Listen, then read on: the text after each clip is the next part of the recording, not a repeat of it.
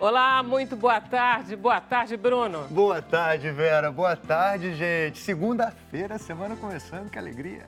No Sem Censura de hoje, nós vamos falar dos patinetes elétricos, de teatro, de música e comportamento. Quem são os nossos convidados, Bruno? Olha aí, vamos começar, Vera, com a cantora Jade Baraldo. Ela será uma das atrações do Queremos Festival e ela vai cantar pra gente aqui a música que se chama Brasa, que bombou na internet, no Spotify. É muito legal. Muito bom. Estamos com Geraldo Carneiro, que é poeta, dramaturgo, letrista e ele é autor do libreto da ópera Migrações, que vai ser reencenada agora no sábado, no Parque Lage, aqui no Rio de Janeiro. Que espetáculo! Marcos Quintela é engenheiro e especializado em transportes e colunista do Sem Censura, é claro. Ele fala sobre a polêmica do uso de patinete e bicicletas elétricas nas cidades. Patinete ou a patinete? O patinete, consultei a Academia Brasileira de Letras. Muito bom.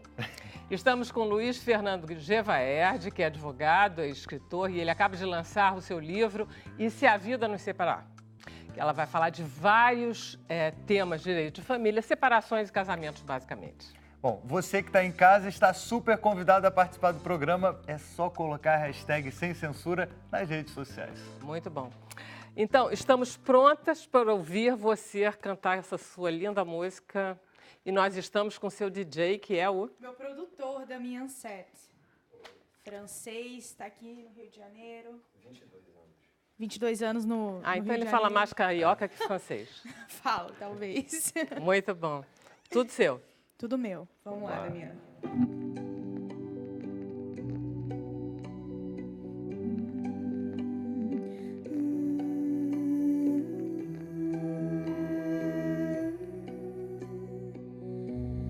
Nesse mundo de loucuras, me perco entre tantas figuras, fantasiadas, descartadas, descartáveis. Mas isso só não me sustenta. Estudo os teus sinais, sedenta, desfrutando dessa insana liberdade.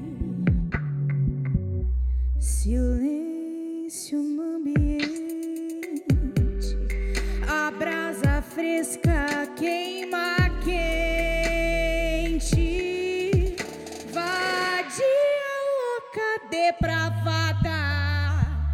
Te quero na cama, na rua, no carro, na escada. Lambes fria, bate, esquenta, eu quero, agora aguenta.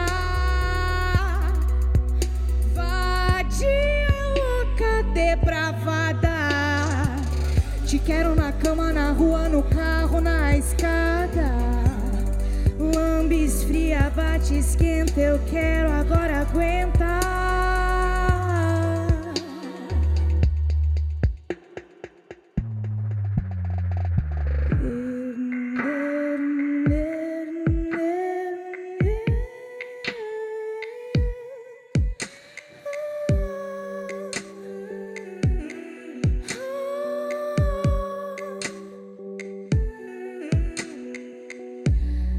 Nesse jogo de figuras, o quadro é bem maior que tua moldura, e você pode se perder na paisagem.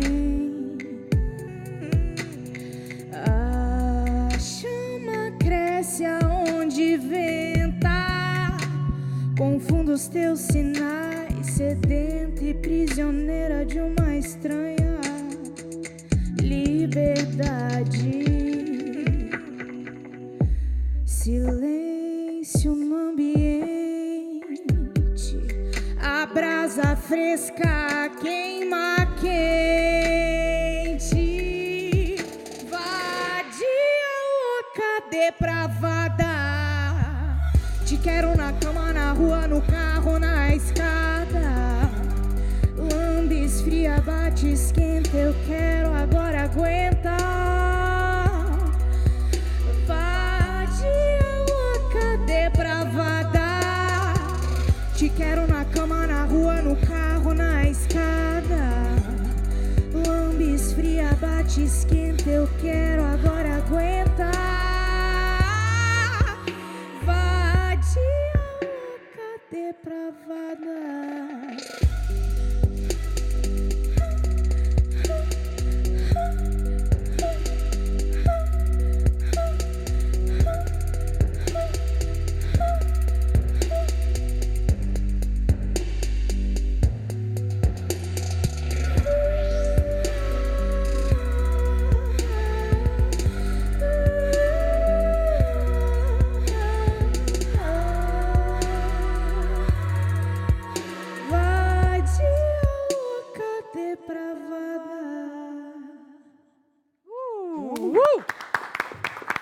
Obrigada. Maravilha, Jade. Vem pra cá, vem pra cá. Vem com o microfone.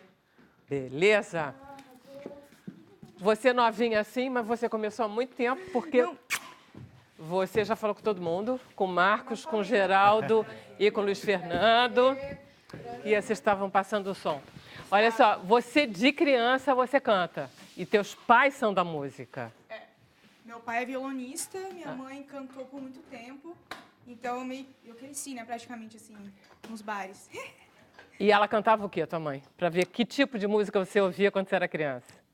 Muito MPB, assim. Minha mãe gosta de rock e, assim, jazz. Só que como meus pais tocavam em bares, então Isso tinha que tudo ser lá em música Santa popular. Catarina?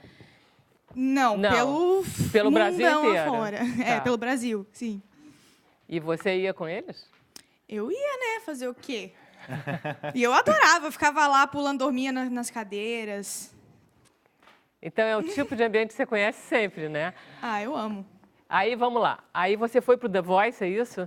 Aí eu fui pro The Voice. Porque aí você veio pra cá. Não, tem uma historinha. Aí você veio pro Rio de Janeiro porque você achou que você podia ter mais Vamos tentar visibilidade alguma aqui. coisa, né? É. Eu morei aqui quando eu era bem pequenininha também. Meus pais, eles se mudaram pra cá na época, pra tentar, né, e tal. E aí, depois não deu certo, voltamos pra Santa Catarina e voltei de novo. E aí, apareceu o The Voice, fui, entrei e fiquei até a semifinal. Aí, saí. 6 meses depois, eu lancei Brasa, que foi minha primeira música. O engraçado é que eu entrei no The Voice cantando Romaria, pra minha avó ficar bem feliz, falar pras carochinhas da igreja, e saí cantando Vadia Louca Depravada. E aí ela ficou muito chocada, mas ela já estava muito Nossa, contente. ela passou mal, mas ela já tá acostumada. Te amo, vó. E depois a gente pode cantar. A batida é muito boa. E isso daí, a Brasa é tua, você que compôs. Porque você Eu e compõe as tuas Maurício Oliveira, coisas. sim. Eu sou compositora. Todas as músicas que eu lanço são minhas também. Pois é, essa batida, como é que você chega nela? Como é que eu cheguei nela? Porque ela... Com o Damian. É ele que inventa, aí vocês O ficam Damian, trabalhando. geralmente o que acontece? Eu chego com a música, ele coloca o beat em cima e já faz como se fosse uma outra roupa para uma coisa que existe, Tá. assim, sabe? Né? Então é isso. E esse festival, esse Queremos? Queremos, tô ansiosa demais. Pois é, É o primeiro festival que eu vou participar no Rio. Vai Eu tô ter muito ansiosa. um grupo americano que vai tocar, que são as duas grandes novidades. É você e esse grupo americano. E vai ser quando? Em que lugar? Vai ser na Marina da Glória, dia 15. E a minha apresentação, não sei os outros, mas a minha apresentação vai ser às 4h30 da tarde. Então, não percam! Que é sábado, dia 15. Isso. Tá. Eu acho que é sábado. Tá escrito aqui. Tá escrito aqui. Sábado, dia 15. É. E que quem tiver interessado vai no site do Queremos, do com Queremos certeza lá e tem ver. os tickets. É esse tal de Hypnotic Brass Ensemble. Olha, eu nunca entendeu? ouvi Que tá falar, junto sinceramente, contigo. mas... Mas não tem A gente vai importância, ver você porque- ouvirá lá. É, sim, a gente vai se conhecer, todo mundo vai virar amigo. Eu ouvi uma outra música que eu gostei muito. Estava procurando as tuas coisas hoje no YouTube. Aí eu ouvi Bam Bam Bam, que eu adorei. Bam, bam, Entendeu? bam. Tá na... E também a tua essa. É, também é minha. Tá minha com a galera produção, né, produtor da Red Media. E essa música tá agora na Malhação. Ela tá rolando na Malhação agora. Tá. Agora, quando a gente estava falando de você, porque rolou também no YouTube uma música que é Eu Adorei Você com Chico César. Sim, Porque like. é muito bonitinha, ela é uma música muito bonitinha, mas é dele, né? É dele, é. Que você gostou, inclusive. Sim, não, era uma poesia, era uma música que ele fez. Eu fiz essa música aqui e tal, tipo, como se não fosse nada. Eu falei, que essa música é maravilhosa, a gente tem que gravar. Ele falou assim, tá, então tá. Aí a gente gravou, assim, mas gravei em casa. E a gente postou e a galera gostou. Mas tem uma outra coisa que é você com o Gabriel Pensador fazendo uma letra evoluída do Loura Borra. De Loura Burra, é. Ele me chamou, na verdade, quem convidou foi o Boticário, que chamou o Gabriel.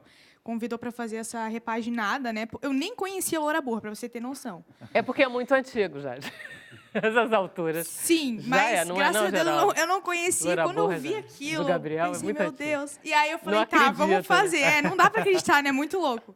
E aí ele refez a letra inteira e eu botei uma partezinha lá também. E é isso. Ô, Jade, Repaginou. você faz parte de uma geração que esses pensamentos, por exemplo, a Loura Burra do Gabriel Pensador, hoje em dia isso não é mais falado entre os jovens. Como é que você vê isso? Antigamente, hoje em dia, você também é apontado como uma promessa da música pop e você pode usar esse espaço para rever questões, para rever pensamentos. Total. E como você fez com Loura Burra, de tirar aquilo que antigamente era tido como normal e apresentar um novo olhar sobre isso. Não Eu tem acho mais, não? incrível, Esse preconceito acabou mesmo? O quê? Não, com certeza não acabou. Ele está muito, muito impregnado, né? É muito difícil. Mas o que eu acho legal é essa coisa desse desprendimento de agora, né? Dessa nova geração, que é de você recomeçar, né? Você repaginar seus pensamentos. Porque... E é complicado mesmo, porque as pessoas que já estão aqui há muito tempo... Por isso que é mais fácil para a nova geração. Porque está com a cabeça limpa. Então, é muito mais, né... E eu acho incrível, assim, eu acho que eu vou usar, com certeza, uso muito a arte para falar o que eu acho que tem que ser mudado. Tanto em mim quanto no mundo. Na verdade, o que foi engraçado não é você cantar uma nova versão, é o Gabriel ter feito uma nova versão de uma música. Não, é maravilhoso. É tipo, dar a mão à palmatória um pouco. Gente, vamos lá, vamos dar uma repaginada nisso aqui. Muito legal.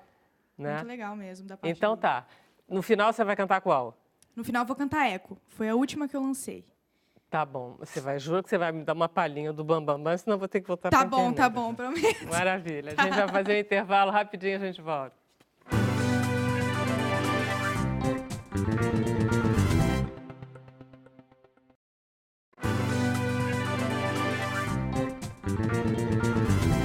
Acertou. E estamos de volta com Sem Censura ao vivo. Olha que coisa agradável de dizer isso. Ao vivo, né? Muito bom, né? Bom. Vamos conversar com o Geraldo Carneiro, nosso consultor especial enviado à Academia Brasileira de Letras. Geraldo, você está vindo aqui por causa de uma ópera de câmara. Tive uma experiência primeira. A gente teve com a Geluda aqui, Vocês ela tiveram com a veio. Gabriela? Ela veio. A Gabriela foi lá em casa com o Bruce Gomlewski, que é primo dela, e ficou sentadinha no chão, assim. Quando ela abriu a boca de surpresa, foi um escândalo, porque ela tem uma voz lindíssima. E aí fiquei encantado. Fizemos uma primeira ópera de câmara com a história da vida dela, uma história, eu não vou nem relatar aqui, que é uma história tão rocambolesca, vocês vão achar que eu estou mentindo, e é uma história muito comprida. Mas fizemos uma primeira ópera que foi uma delícia, ficamos umas 6 semanas no CCBB, e aí pensamos em fazer uma segunda. Aí me ocorreu um tema que é um dos temas mais dolorosos da atualidade, que é o tema das migrações. A gente vê essas imagens dramáticas das pessoas indo para lá e para cá. Eu pensei de transformar isso em alguma coisa menos dolorosa e um pouco mais poética. Falamos do encontro entre duas mulheres, e essas mulheres aparecem cada uma de um lado da fronteira e vai se estabelecendo entre elas uma relação, primeiro, de rivalidade, de violência, e depois uma relação de acolhimento. Então, Você localiza em que fronteira não, a gente não localiza. Eu peguei um pouco um continho, um mini conto do Franz Kafka, que tem sido chamado até de Franz Kafta, não sei se você já ouviu essa nova versão. Eu ouvi essa versão. Então, o Kafka tem uma história muito interessante sobre uma guerra de fronteira. Aquelas coisas do Kafka que inventa sempre um país remoto e tal. Então, eu peguei essa narrativa do Kafka só como inspiração e comecei a escrever poemas sobre épocas diferentes. Então, tem assim poemas sobre a Guerra de Troia, da qual as mulheres foram depois, na qual as mulheres foram escravizadas, e tem aquela peça linda, As Troianas. Aí, situações contemporâneas, e nos demos conta, durante a encenação, a montagem foi dirigida pela Duda Maia, que é uma diretora esplêndida. Que sai da dança, da qual sou fã, é uma mulher extraordinária. E durante o processo, a bailarina que fazia a peça conosco, Gabriela Luiz, mora no Morro da Coroa. E durante o processo, houve aquela invasão que matou 13 pessoas em Santa Teresa, aqui perto. E eu me dei conta de que as migrações estavam muito mais perto de nós do que imaginavam. Estavam dentro da própria cidade. Dentro da cidade. E que as pessoas têm uma vida migratória que a gente desconhece. Não é só a migração de um estado para outro, de uma cidade para outra, mas, às vezes, dentro da própria cidade, você tem aquela dor da migração cotidiana. Pessoas que são obrigadas a sair de onde moram e ir para a casa do primo distante. As pessoas que moram na Baixada, às vezes tem momentos de... Tem momentos de violência, tem momentos de morros caindo, de chuva intensa, tem muita coisa. Pois é, então pensamos em fazer isso agora. É uma experiência tão dolorosa que acabou se tornando uma coisa lírica e o acolhimento prevaleceu sobre qualquer forma de violência. Então, a relação das duas se tornou extremamente afetuosa, das duas personagens. E ficou um resultado que nos agradou a todos. Você já levou isso, já estreou? Isso teve no Sesc durante... De Copacabana ali, não foi? Durante algumas semanas, mas agora chega no lugar que a gente sempre desejou, que era o Parque Lage, esse lugar mítico do Rio de Janeiro, que foi fundamental no cinema novo, foi fundamental na vida de todos nós. Cada um de nós tem uma aventura lá, ou várias aventuras. Eu tive a sorte de ter a minha primeira tradução de Shakespeare encenada lá, A Tempestade, em 83, Caramba, isso mesmo. 82, 84. Então, cada um de nós tem uma relação muito, muito, assim, fundamental com aquele espaço. Que grupo que era mesmo? Era o grupo Pessoal do Despertar. Era o Pessoal do Despertar, exatamente. E depois dei aula, eu já tinha dado aulas lá, então, quer dizer, aquela escola para nós é uma espécie de resumo mítico do que seria o Rio de Janeiro, desde sempre até sempre. Claro que o nosso sempre começa outro dia e pode ser que o nosso sempre também termine depois de amanhã, mas de qualquer maneira, é uma pequena eternidade na qual Agora, todos nós... como é que a gente estrutura uma ópera de câmara? Tem menos atores, só tem as duas? Tem as duas, tem 3 músicos em cena, tem uma música lindíssima composta pelo Beto Vilares e por Armando Lobo, uma música, digamos, tem melodias populares, mas tem orquestrações mais próximas do erudito. Pois é, porque o Beto, ele tem esses dois lados, O né? Beto é uma faca de 2 gumes, assim, do ponto de vista musical. É um cara que tem esse lirismo e, ao mesmo tempo, tem uma densidade que se aproxima da música erudita. E o Armando fez dessas melodias áreas extremamente densas orquestralmente. Então, é muito bonito o espetáculo do ponto de vista musical. Agora, tem muito texto, não? Como é que é? O libreto... O texto é todo poético, quer dizer, não há texto que não seja texto poético, não há prosa. Não tem prosa no meio para avançar. Essa relação tem, de vez em quando tem um diálogo, acho que está até passando ali a imagem. Então, a cena é bonita, né? Tem umas coisas com plástico, interessante a visão. Esse aqui... acho que já é no Parque Lage, não te juro não, porque eu não vi o vídeo, mas parece que sim. E a Duda tem um senso estético maravilhoso, então, sabe, ficou uma coisa bonita de se ver, sabe? Ela é a diretora desse musical que está super prestigiado, comentado, que é o da Elza Soares. O Elza fez um outro também chamado Aue, que era um primor. Nossa, quero muito ver. Olha, Eu ainda não fui. olha, uma beleza, não perca, não perca. Não há uma loura burra lá no musical do... Nem lá, são nem... São 7 Elzas, todas magníficas. Você vai adorar. Aliás, você é uma ruiva inteligente e você já desmente em si mesma a mitologia criada pelo Gabriel de maneira divertida. Quer dizer, a gente não pode perder o senso de humor e deixar de falar mal de certas, digamos, práticas coloniais brasileiras. Esse negócio de todo mundo ficar pintando o cabelo de louro é um pouco ridículo, né? O dia que pintar o cabelo, pretendo pintar de azul, alguma coisa mais... Não, mas também enrola o cabelo azul. Rola um azulzinho. Mas, então, eu acho a coisa do Gabriel muito divertida. Assim como a do Paulo Ricardo, a loura gelada. Quer dizer, são sempre variações em torno do exotismo, de um exotismo numa sociedade colonizada que procura sempre imitar as coisas que vêm de fora, as atrizes do cinema americano. Né? Então, eu acho engraçada a versão da loura. Acho bom que vocês tenham refeito. Vocês vão tornando contemporâneas essas... E fica até quando o Parque Lage? Quer dizer, ele vai ficar no teatro lá dentro... Fica naquela primeira sala esquerda. Eu espero na operazinha da... Eu espero que tenha uma certa itinerância ali dentro. Vamos ver. Isso eu não vi. Porque ela é pequenininha, aquela operazinha da Besançone, aquela operazinha, que é bonitinha. Mas... É bonito que a Besançone é uma cantora lírica, né, para a qual foi construído o Parque Lage pelo marido apaixonado, que era o armador Henrique Lage. Ela ganhou de presente o parque, né? Ganhou o parque de presente. Tem lá uma... Ganhou do marido, a gente vai conversar marido, sobre isso. Marido remediado. Marido generoso. Marido remediado, que construiu aquela casinha para a mulher dele. Ele tinha um estaleiro da Ponta de Areia, que tinha sido do nosso Barão de Mauá. Isso. E, posteriormente, foi do Paulo Ferraz, grandes armadores brasileiros que tentaram fazer daquilo ali. Enfim, eu não sei como avaliar a vida econômica brasileira, não sei se foram heróis da pátria, se foram, enfim, o que foram aqueles caras. A gente faz o que pode. A gente faz o que pode. Mas, enfim... Vai ficar em cartaz vai até ficar em cartaz sexta e sábado. E só? É tipo assim, pouquinho? É pouquinho. Tem que ir correndo, porque acaba rápido. Caramba! Mas aí vocês podem ir para outros lugares. Quer dizer, a vantagem de você ser uma ópera de câmara é que dá para você ir com um espetáculo... Tem proposta da Holanda, provavelmente vamos a São Paulo, vamos itinerar um pouco. Quer dizer que você agora se aventurou nos libretos e não pretende mais largar disso? Sempre me aventurei nessas coisas. Eu faço libretos há séculos, desde o século passado. Desde o século passado. Há séculos. Você é muito multifacetado, né, Geraldo? E não parou, né? A vida é multifacetada. Enfim, eu sou uma espécie de taxi girl da cultura brasileira. Eu vivo rodando bolsinha no calçadão da cultura brasileira, então me chamam para as coisas. Eu fico, como dizia o velho Arthur Azevedo, com o meu sim perfeitamente engatilhado. Eu tenho muita dificuldade de dizer não. Então, quando vem essas propostas indecorosas, eu aceito. Olha só, você tinha 43 anos, ou seja, você era dos mais jovens de todos os acadêmicos ever, né? Como é que tem sido essa experiência? Você adora a academia? Acho uma delícia. Pessoas extremamente gentis, civilizadas, educadíssimas. Tem sido, para mim, um convívio adorável. Eu sempre que posso vou. Você é um conversador, você gosta de conversar. Adoro. E lá conversa-se bem? A conversa é excelente, a conversa é muito variada.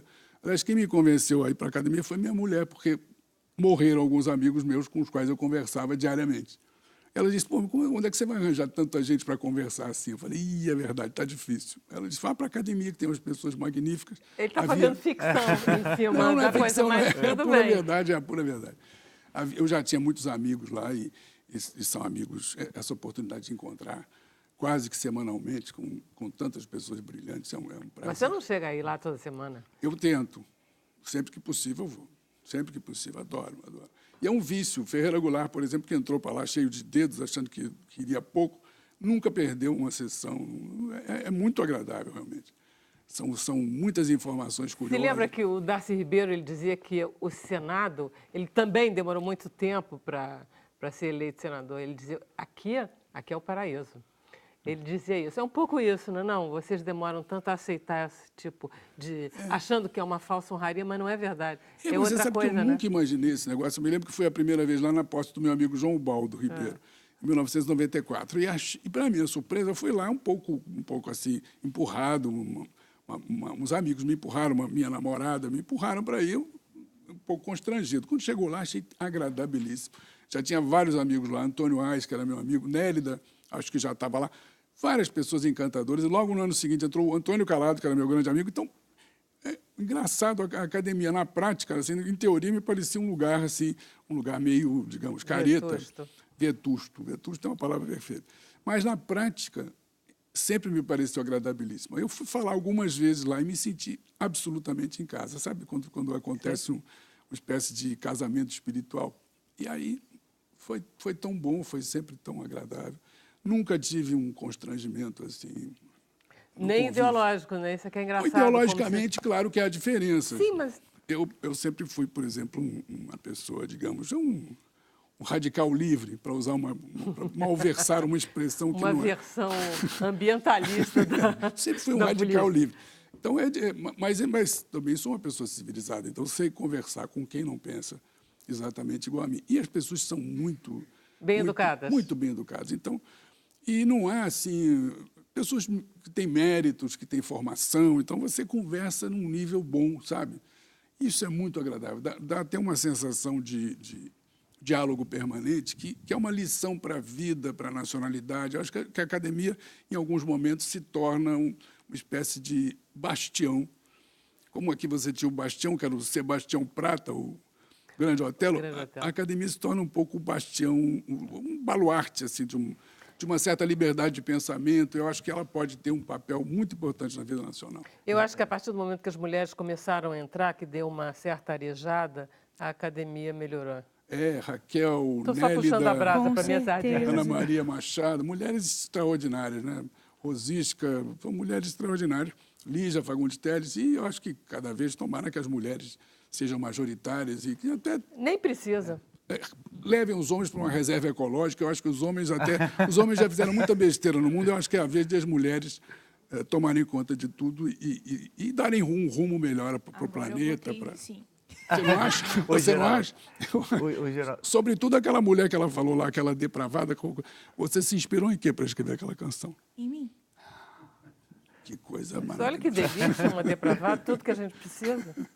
Não, não sou só isso, é uma música, né? Eu sei, Mas compreendo. eu escrevi uma personagem que faz parte de mim. Que bom. Ô, Geraldo, você estava falando da conversa, como que é importante a conversa em tempos de rede social. Eu acho que você vive isso muito. Conversa que a gente não vê, né? Todo mundo querendo ter só uma opinião e não quer ouvir o outro. Você acha que isso faz falta? Isso é fundamental, né? Isso aí, a capacidade de dialogar, a capacidade de ouvir o outro, de falar com ele. Eu achei engraçado que o Brasil passou por uma fase de radicalização. Agora, eu tenho esperança de que o Brasil redescubra essa arte. A arte de ouvir o outro e de perceber que a vida nunca é a afirmação de um polo. A vida é sempre uma construção que se faz através do diálogo. Eu espero que isso seja uma conquista da sociedade brasileira. Em breve, tomara que isso aconteça. Mas, Geraldo, você não acha que isso foi uma crise Facebook planetária? Que o planeta inteiro ficou assim, né? Um radicalismo bobo, uma falta de diálogo. Isso passa, tudo passa. Passa. Passa. Já houve isso, já houve isso em outras épocas. Já houve. Esses fenômenos, é engraçado. Eu falei do meu querido amigo João Baldo, ele tinha momentos de pessimismo e dizia assim, o mundo vai acabar. Aí, e repetia isso, fazendo todo o e-mail, o mundo vai acabar, e no telefone, o mundo vai acabar. Aí um dia eu disse assim, João, o mundo já acabou várias vezes. As grandes civilizações acabaram. O mundo acabou concretamente. Ciclos geológicos do mundo já se sucederam, então não há esse negócio, não há fim. O fim é sempre um recomeço.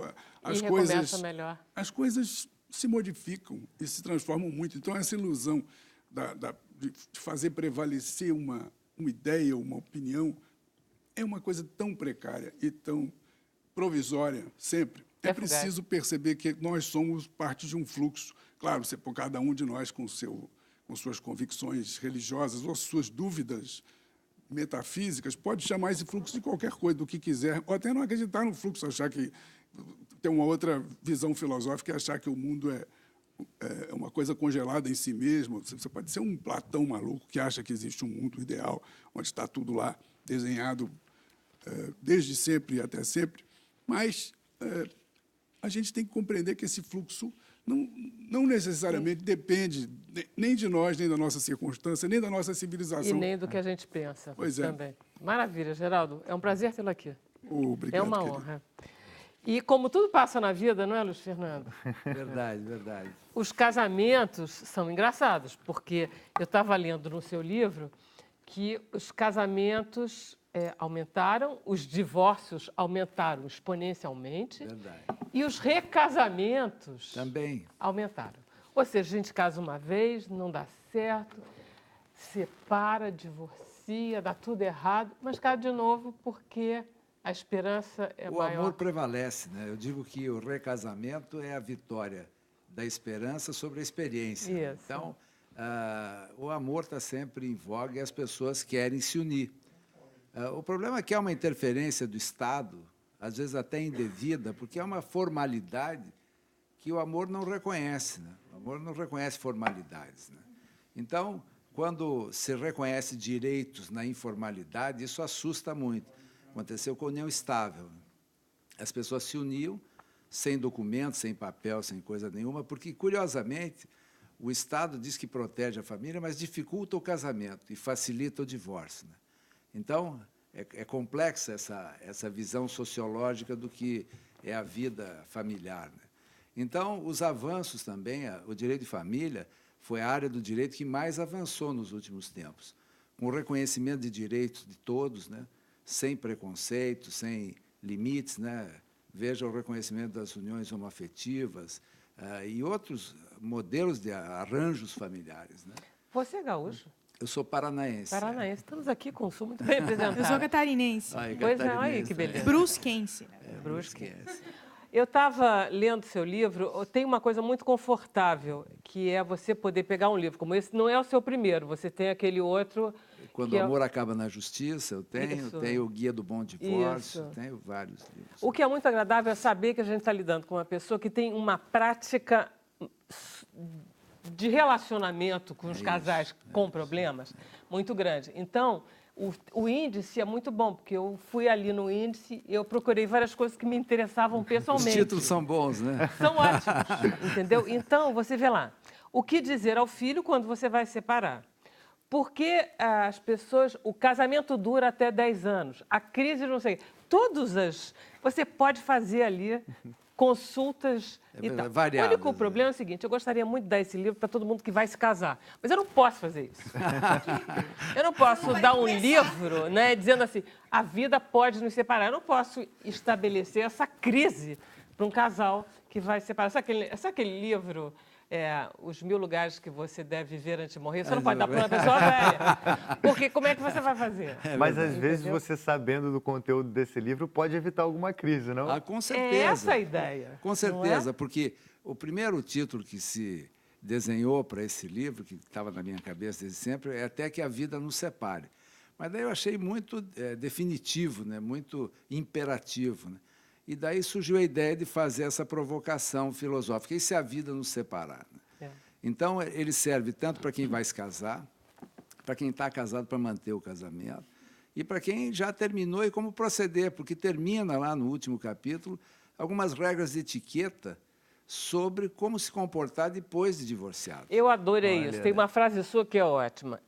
Mesmo no divórcio litigioso, é preciso ser bem educado, ou coisa assim, verdade, Você precisa realmente. Verdade. Mesmo que você odeie, né, o seu ex, mesmo que ele tenha sido o pior canalha da gente, você tem que ser.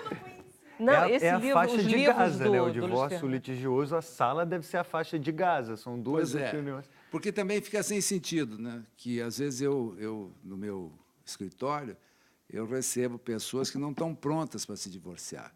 Eu digo, olha, você tem que dar um tempo e se tratar, porque você vai ter o pior dos mundos, o pior dos infernos, que é o mau divórcio. E que as pessoas não conseguem se divorciar, não conseguem se desligar e não conseguem viver juntas.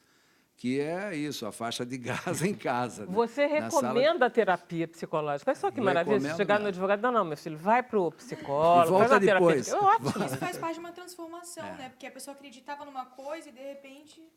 Porque tem muita Tem gente... que virar outra coisa e é obrigado a fazer isso. É verdade que tem muita gente que chega lá, eu quero matar esse homem, eu quero matar essa mulher, e, na verdade, eles fazem as pazes.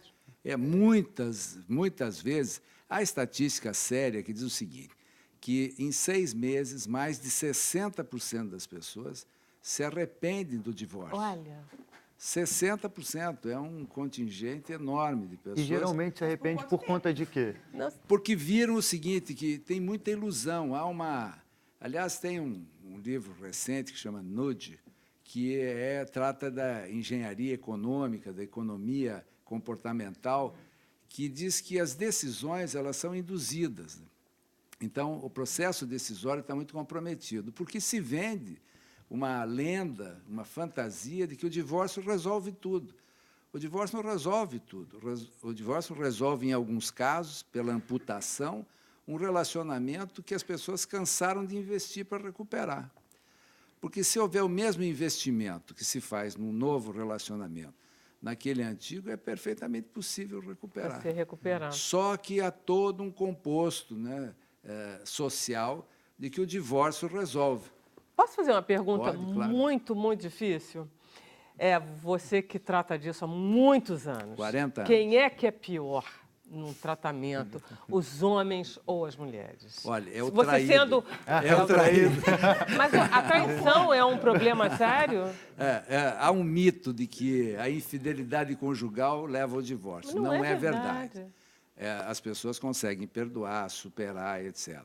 Mas é preciso um tempo. Né? É preciso que as coisas sejam conversadas. Não é o pior dos pecados. Não né? não é.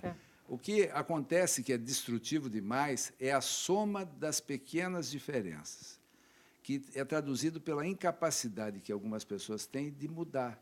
Então, as pessoas não mudam. Né?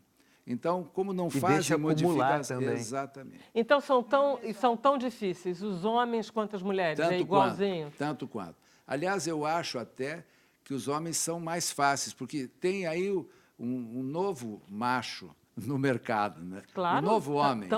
Então, o Geraldo Carneiro é um exemplo típico do novo homem. Que eu me alinho perfeitamente com ele, que são homens que valorizam o papel feminino, que têm uma visão de que ele é, vamos dizer, em alguns momentos é o líder, mas em alguns momentos ele gosta de ser liderado, que gosta de ser conduzido, porque só decidir, só estar na frente, ser o herói é muito complicado. E o novo homem está se descobrindo na sua fragilidade, que é super importante. Então, e que pode ser sensível, que inclusive é legal ter sensibilidade. Claro. É da masculinidade essa coisa de você poder dividir também, poder, às vezes, se fragilizar. Né? Aquelas histórias do homem Enfim, não os chora, homens estão virando seres humanos. Os homens estão virando interessante uma mulher. isso. Normal. Finalmente. No limite, né? No limite, mas nem tanto. Né? Não podemos exagerar, não vamos exagerar, porque estraga tudo. Estraga. Né? Porque também tem uma antiga mulher, ou uma mulher que pensa em termos antigos, que deseja aquele homem tosco, né? Aquele homem que... Pois é, isso uma que eu queria fantasia perguntar que algumas você. mulheres têm, né? Aquele cara que não tem jeito, que não fala, que é meio no tranco. Né? Tem uma coisa meio fantasiosa. Com esse tempo todo que você tem, Luiz Fernando, realmente houve mudança nas pessoas? Quer dizer, os homens mudaram, as mulheres mudaram? Realmente? Mudaram muito, a sociedade mudou, os arranjos familiares mudaram. Há uma coisa recente que é uma valorização e o reconhecimento da liberdade das pessoas, que o Geraldo falou também, na academia, né, que você tem uma liberdade de pensar. Você pode pensar de qualquer jeito, que não tem problema. A Jade também citou isso, que é essa coisa da mulher com vontade própria, que tem que ser ouvida, né, que tem que ser respeitada. E os conflitos estão menores porque as pessoas entenderam, finalmente, que o conflito é ruim para todo mundo. Agora, é verdade que o conflito, por exemplo, eu me lembro que eu vi isso várias vezes, que era como se as mulheres guerreiam os homens, considerando que é uma guerra, usando os filhos, e os homens guerreiam contra as mulheres usando o dinheiro. Ainda existe isso? Ainda existe isso. Ainda existe isso. Quer dizer, isso é uma coisa muito antiga. E tem uma coisa também. O que não é possível, Vera, é o seguinte, é você imaginar que você tem um conflito que é localizado. Não, nós vamos discutir só sobre dinheiro. Não, nós vamos discutir só sobre os filhos. Vamos discutir só sobre patrimônio. Porque o divórcio é um redemoinho, né? É um mini furacão. Então, mexe em tudo, nas estruturas todas. Né? E muitas pessoas banalizam isso. Então, por exemplo, eu recebo, às vezes, gente no meu escritório que diz assim, eu vim aqui para me separar, porque a minha primeira pergunta é sempre o seguinte, o que eu posso ajudar? Né? O que você veio fazer aqui? Né? Eu vim me separar, mas você deseja separar? Não, eu não desejo, mas meu marido entrou, arrumou outra, ou saiu de casa, aconteceu alguma coisa. Então, eu não tenho escolha. Eu digo, como não tem escolha? Você tem escolha. Você pode dizer o que você deseja. Porque é muito comum, no casamento, um aceitar o que não deseja, né? Pela vontade do outro. Ah, mas se o outro decidiu, porque é feio, é vergonhoso você lutar pelo casamento, é chato você dizer que você ainda ama aquela pessoa que não te ama mais. É verdade que os amigos, às vezes, desculpe interromper, os amigos atrapalham muito dizendo, olha, esse cara é um canalha, larga esse cara, ou então, essa mulher é uma piranha. E eles influenciam e a pessoa fica meio comprometida. Isso existe mesmo? Não só os amigos, como o grupo. Isso. As pessoas realmente embarcam na onda dos outros. Dos outros? Muitas vezes. Aquilo é um perigo. E outra coisa, como é que eu vou explicar? No lado masculino, por exemplo, a infidelidade da mulher é muito mal tolerada em função da repercussão social. Ficar famoso como corno manso, o corno manso, etc. Então, essa coisa não é... e falta, geralmente, uma autocrítica. Né? Por que aconteceu aquilo? Né? Porque ninguém é maluco. Né? Então, e é engraçado, né? Pessoas que se amaram tanto se odiarem tanto. Pois é. E, quando há muito ódio também, são divórcios que não vão funcionar. porque esse ódio tem um significado. Sexual, certamente. Ah, com certeza. Inclusive porque, às vezes, também a perda da libido, às vezes não é a perda da libido, mas a perda do contato sexual, que funciona muito como uma catarse também, né? O ato sexual é um ato intenso, né? Violento, e que ajuda as pessoas a purgar tudo, exatamente. Suportar a vida. Né? Suportar a vida. Então, cessa o relacionamento sexual. Às vezes eu vejo casais que estão há 1 ano, 2 anos sem relacionamento sexual. Posso interromper, porque a gente tem que ir para o intervalo? Sem problema. E a gente aí volta, tenta acabar esse assunto. Mas não vai acabar esse assunto, não é não? Vamos lá para o intervalo, um minutinho só?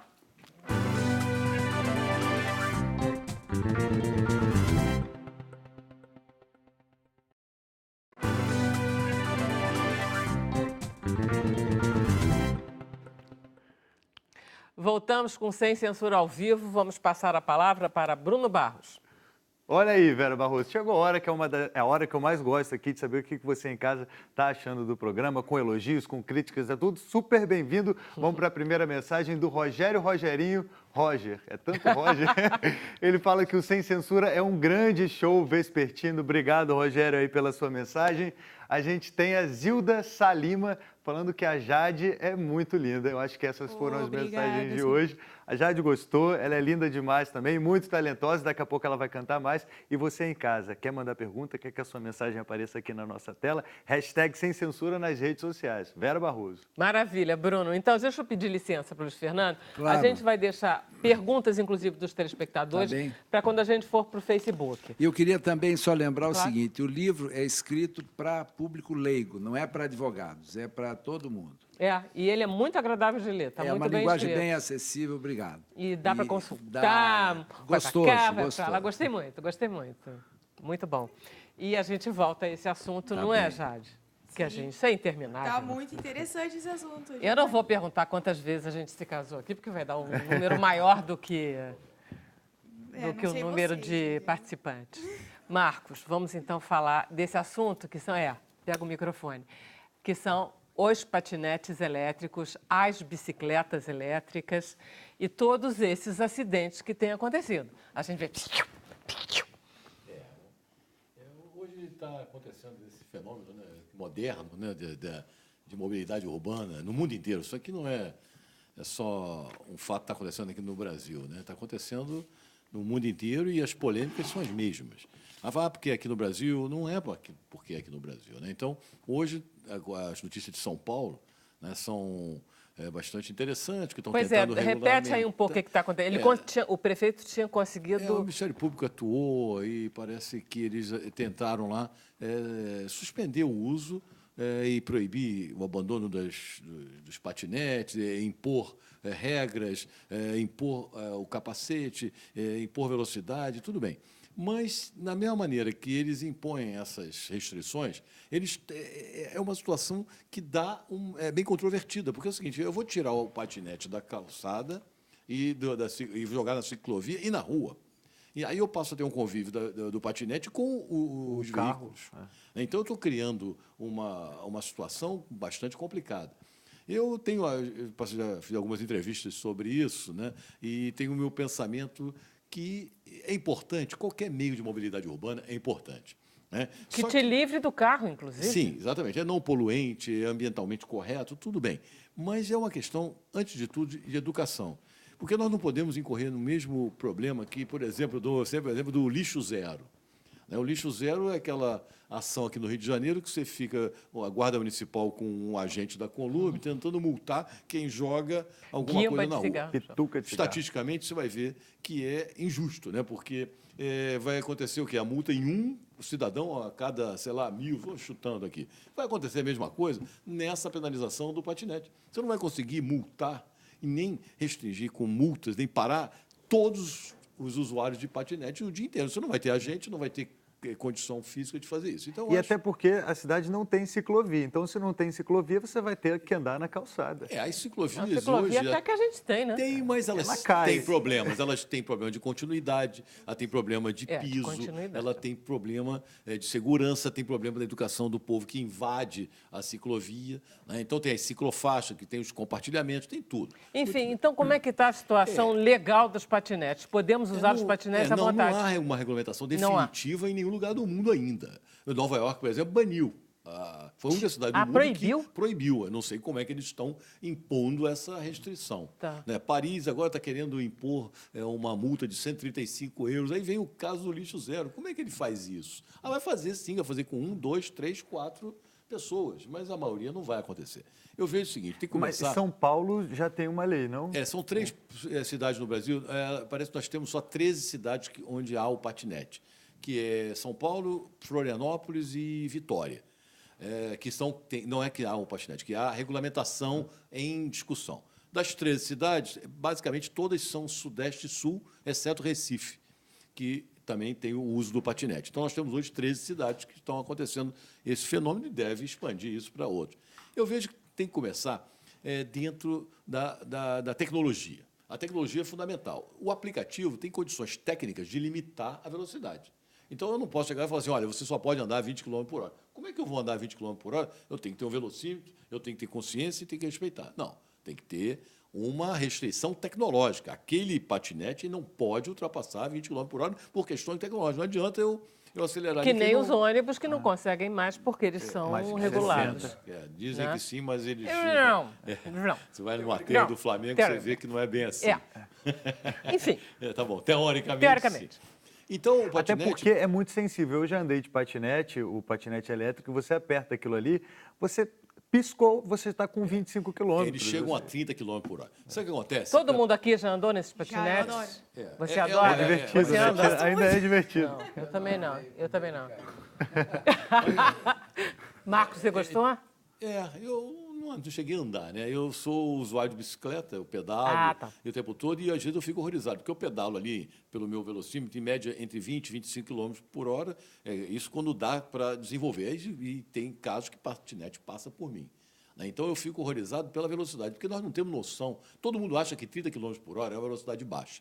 Eu só me dou um exemplo seguinte: pegue um carro a 30 km por hora numa estrada, você parece estar parado, sem nenhum anteparo lateral. Pegue um carro dentro de uma garagem no shopping e ande a 30 km por hora. Dentro do shopping você vai ver A velocidade que é. representa. Em um acidente, um choque de um veículo a 30 km por hora faz um estrago.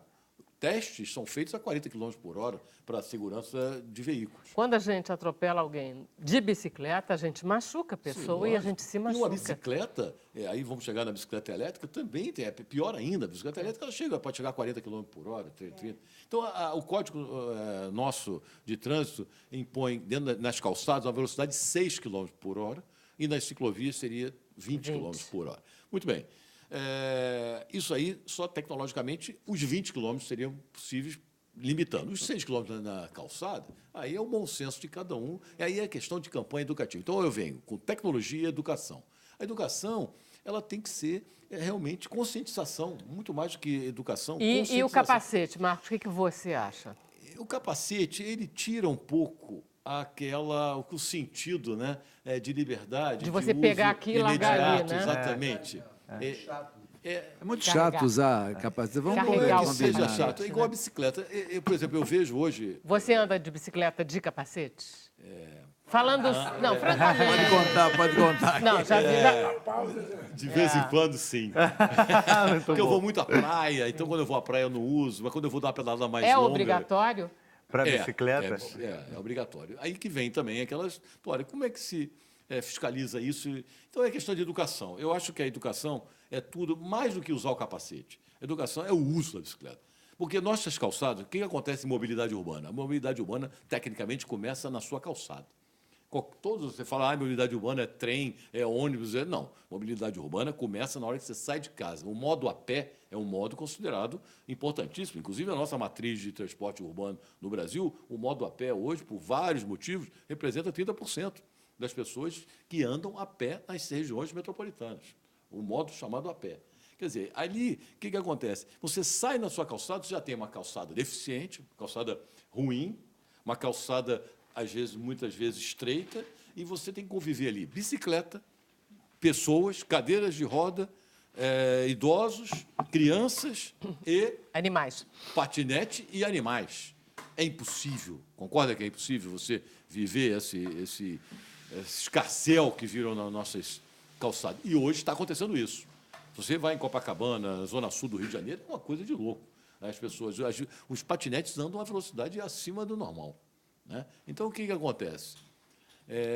Hoje... Quer dizer, bom, enfim, pelo que você está falando, o principal dado seria regulamentar a velocidade que o aplicativo poderia fazer isso. Eu acho que sim. Então, bem, precisa de lei, precisa de regulamentação? Certamente que sim. Mas nós estamos esquecendo que não estão fazendo isso também para as bicicletas elétricas. A polêmica está se dando em cima do patinete.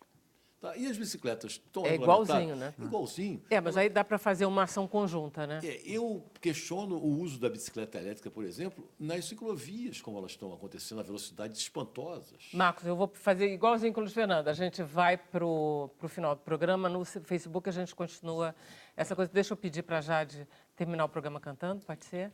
Lindeza. Vocês insistem. O Damião já está lá. Merci, Damião. E vai ser o quê, querida? Essa música se chama Eco e ela fala sobre consciência. Muito bom. A gente vai voltar amanhã às 5 da tarde. Eu gostaria de agradecer ao Marcos, ao Geraldo, ao Luiz Fernando. E a gente vai... Para o Facebook. Tchau, gente. Até amanhã. Jade.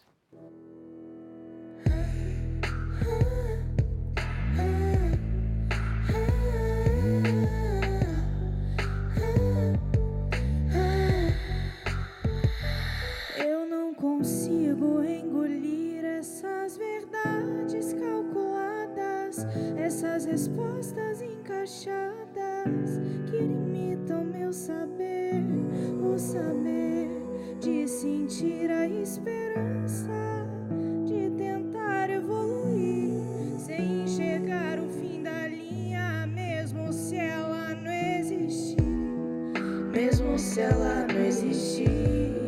Eu não puder me aguentar, eu não vou me permitir falhar. E mesmo cega de ilusões e brilhos artificiais, os que me induzem a desejar colecionar coisas banais que me sufocam e me fazem esquecer a minha essência. Ainda escuto e sigo o eco da voz da minha consciência.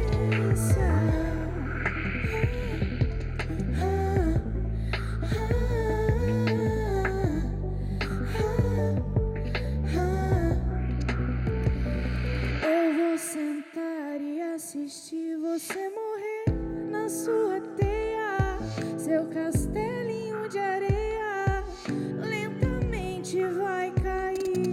Uma voz sufocada vira um grito quando escapa. Não preciso de mais nada e no fim eu vou sorrir. Mesmo se ela não existir, eu não puder me aguentar, eu não vou me permitir falhar. E mesmo cega de ilusões e brilhos artificiais, os que me induzem a desejar colecionar coisas banais que me sufocam e me fazem esquecer a minha essência. Ainda escuto e sigo o eco da voz da minha consciência.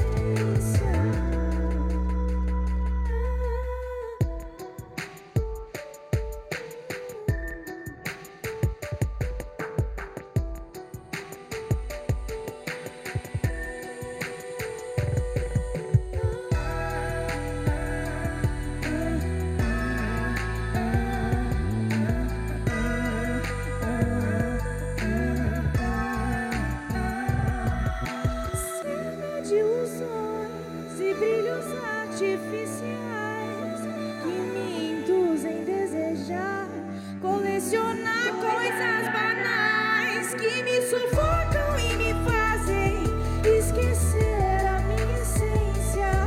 Ainda escuto e sigo